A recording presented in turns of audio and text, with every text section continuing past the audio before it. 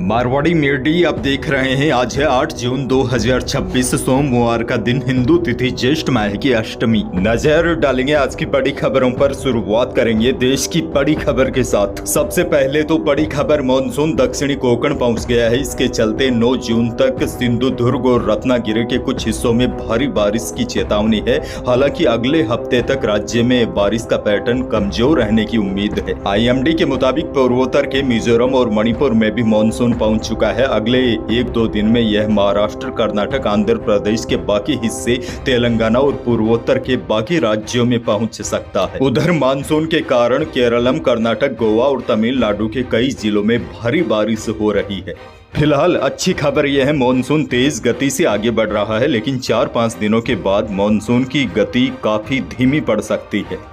बहरहाल आगे बढ़ जाते हैं राजस्थान से। बड़ी खबर, राजस्थान में आमजन को कल महंगाई का बड़ा झटका लगा है। तेल गैस कंपनियों ने घरेलू उपयोग के सिलेंडर की कीमतों में देर रात बढ़ोतरी कर दी थी, जिससे कल लागू कर दिया गया। रिव्यू की गई कीमतों में 14 किलोग्राम के घरेलू सिलेंडर पर 29 रुपए की बढ़ोतरी की है। राजस्थान LPG डिस्ट्रीब्यूटर्स एसोसिएशन के प्रदेशाध्यक्ष दीपक गहलोत ने बताया, कंपनियों ने घरेलू गैस सिलेंडर के दाम बढ़ाए हैं, जिसकी नई रेट लिस्ट जारी हो गई है। नई रेट लिस्ट के मुताबिक जयपुर में अब 14.2 किलोग्राम वाला गैस सिलेंडर 916.50 रुपए की बजाय 945.50 रुपए में मिलेगा। उधर कांग्रेस ने गैस सिलेंडर के दाम 29 रुपए बढ़ने पर भाजपा सरकार को घेरा है। उन्होंने इसे गरीब की रोटी पर हमला बताते हुए कहा कि पिछले 3 महीनों में रसोई गैस पर यह दूसरी बड़ी बढ़ोतरी है। नेता प्रतिपक्ष टीकाराम जूली ने आरोप लगाया कि सरकार जनता को भूखे पेट सोने को मजबूर कर रही है।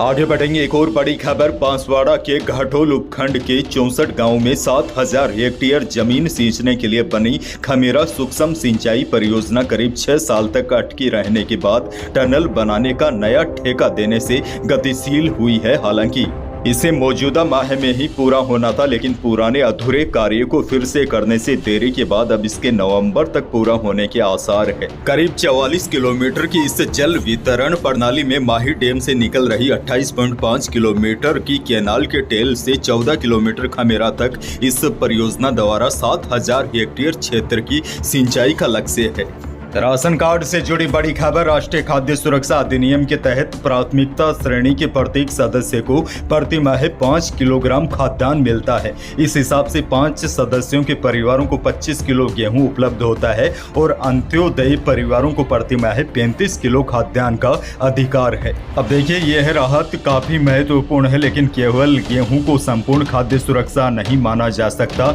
दिहाड़ी मजदूर, छोटे किसान, घरेलू कामगार, विधवा, वर्ग, दिव्यांग और असंगठित क्षेत्र के श्रमिकों की आय अनिश्चित है, जबकि भोजन से जुड़े बाकी खर्च लगातार उनकी जेब पर दबाव डाल रहे हैं। अब देखिए, बड़ी जानकारी यह है, राज्य सरकार के अनुसार 26 जनवरी 2025 से NFSA पोर्टल दोबारा शुरू होने के बाद 28 लाख से अधिक नए नाम जोड़ दिए गए हैं। लेकिन अब eKYC अनिवार्य होने से बुजुर्गों, मजदूरों के लिए बाहर गए प्रवासियों, आदिवासी परिवारों और खराब इंटरनेट वाले ग्रामीण क्षेत्रों में रहने वाले लोगों की मुश्किलें बढ़ गई है।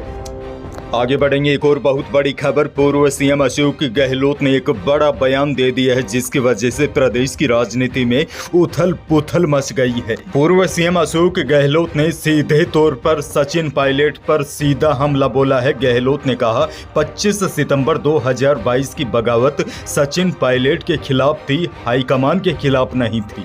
उन्होंने कहा, अगर मैं बगावत करता तो हाईकमान मुझे मुख्यमंत्री नहीं रखता। पायलट ने सच्चाई स्वीकार करना नहीं सीखा है। गहलोत ने यह तक कह दिया, पायलट मेरी फॉरगेट एंड फॉरगिव की भावना को समझ जाते तो मानेसर का मुद्दा जिंदा नहीं रहता। गहलोत ने कहा, मुझे बदनाम किया गया कि मुख्यमंत्री रहने के लिए कांग्रेस अध्यक्ष नहीं बने।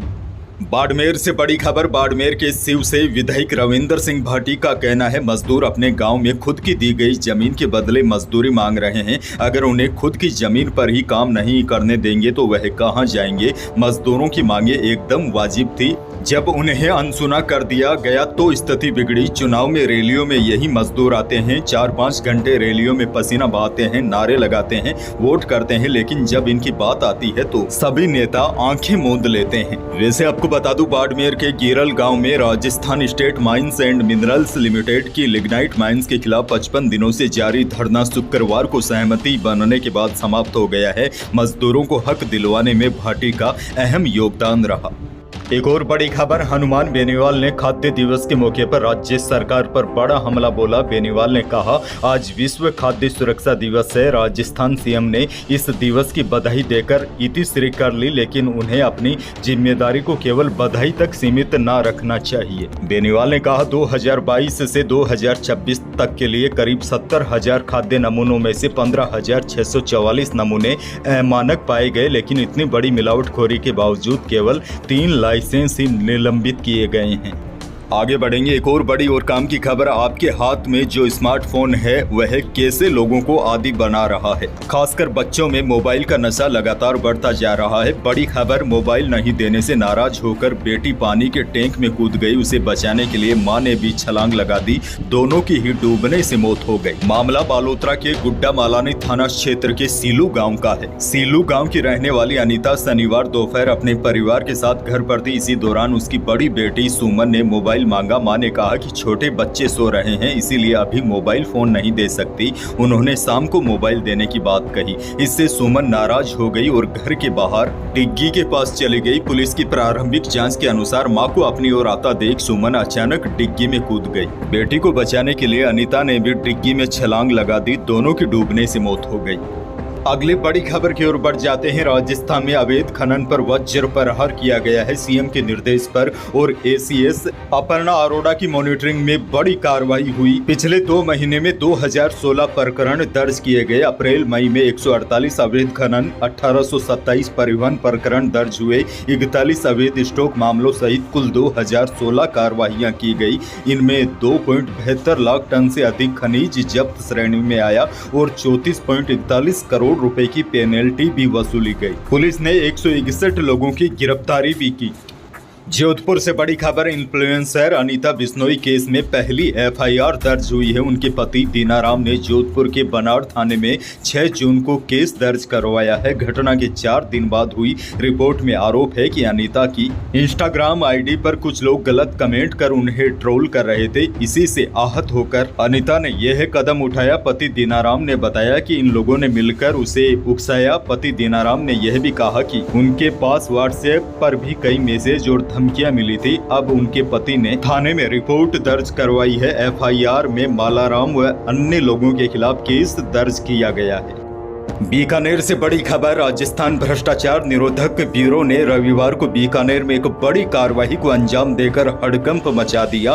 राज्य बीज निगम के डायरेक्टर जुगल किशोर बिश्नोई और उनके रिश्तेदार स्वतंत्र जानी को रिश्वतखोरी के एक बड़े मामले में एसीबी ने अपनी गिरफ्त में ले लिया है। मिली जानकारी के अनुसार मामला गुजरात की एक निजी कंपनी को राजस्थान में सरकारी प्रतिबंधों से राहत दिलाने की एवज में 1 करोड़ 20 लाख रुपए की रिश्वत देने से जुड़ा है। एसीबी को सूचना मिली थी कि इस रिश्वत की बड़ी रकम को गंगानगर शिफ्ट किया जा रहा है। इसी इनपुट पर कार्रवाई करते हुए एसीबी की टीम ने लूणकरण सर के पास एक बस को रोका। वहां स्वतंत्र जानी को 85 लाख रुपए नगद के साथ हिरासत में लिया गया है।